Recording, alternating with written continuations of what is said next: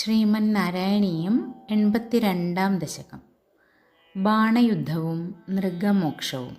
ശ്ലോകം 2.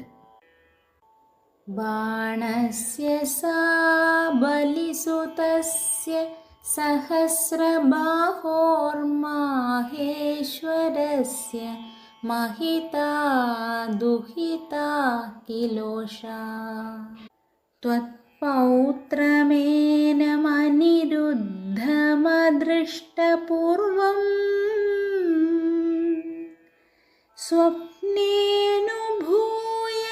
ഭഗവൻ വിരഹാതുരഭൂത്. സാരാംശം.